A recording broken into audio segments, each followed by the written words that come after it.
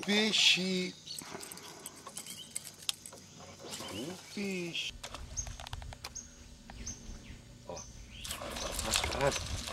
Viu, né? Viu, né? Viu, né?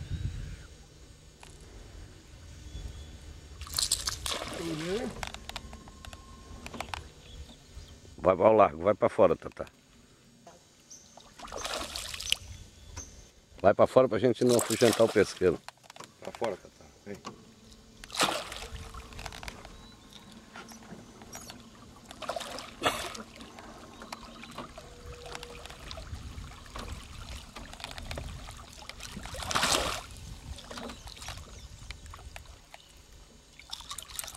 É o Ed.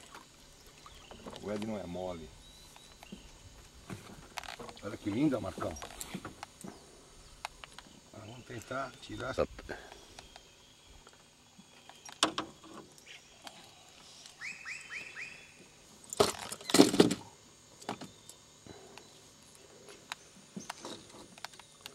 Vamos soltar. Aí, Marcão. Aqui, ó. Aqui ela tá. Agora tá mansa. Olha que linda.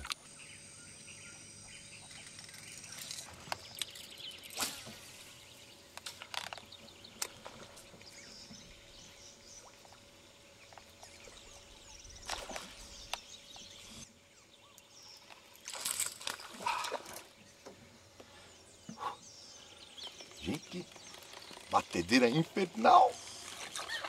Lá atrás. Joga, ó, depois eu vou te dar uma indicação também.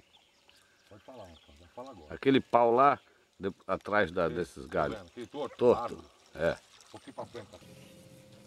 Aí.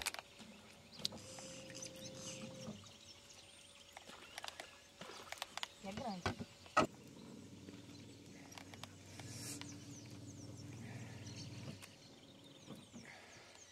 Açu.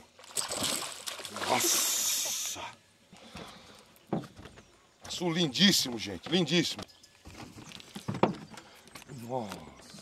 Com o barco vai pro meio do rio. Tá no meio do rio. Vai pro meio do rio. Dá o bicheiro. Dá o bicheiro. Pegou?